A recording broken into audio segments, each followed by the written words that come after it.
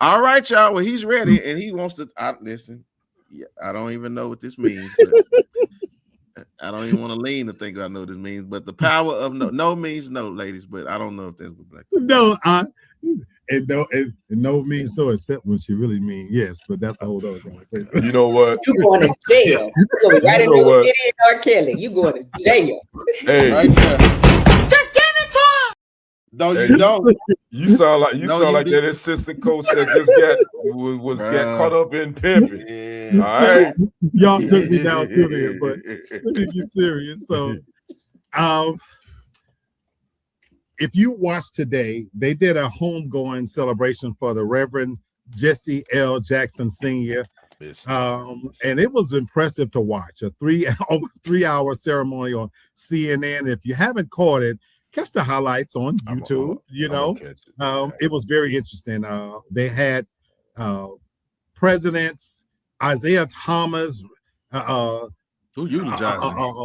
preachers, speakers, his grandchildren. Who eulogized them? You know, Al Sharpton, I'm sure. Al Sharpton. Okay, Al Sharpton. I couldn't think of his name. Okay. Absolutely. But again, some real good highlights. Jennifer Hudson sang. Black people showed up and they showed out. It was beautiful. It was a party. It was a true homegoing celebration.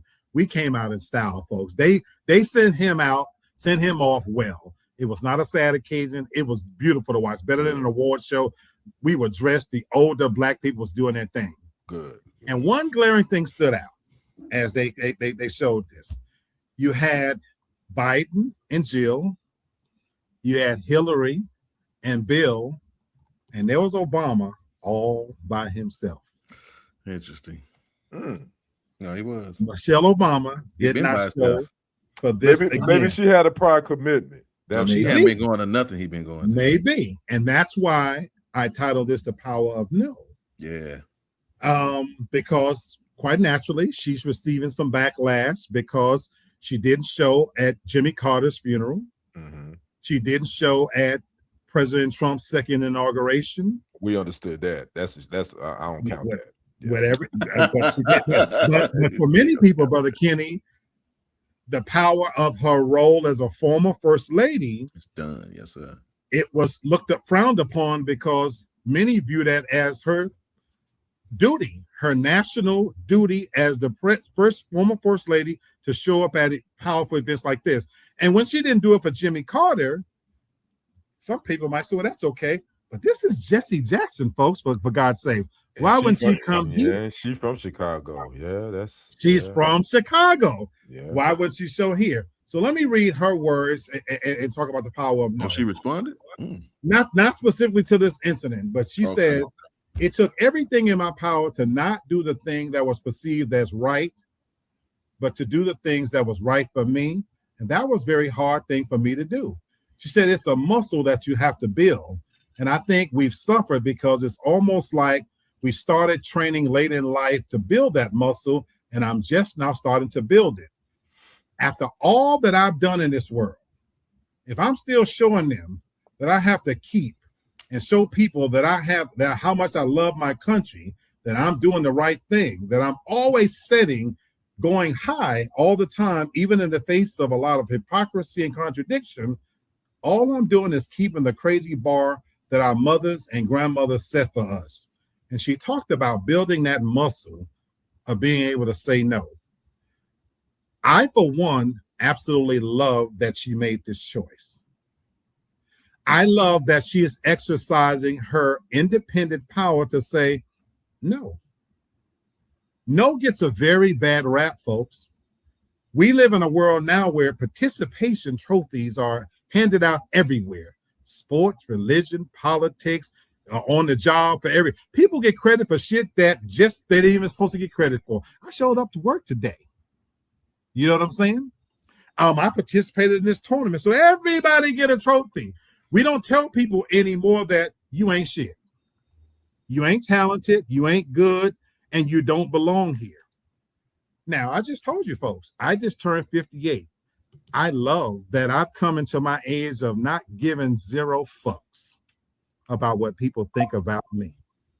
And I love that I've come to a place where it is absolutely okay to say no.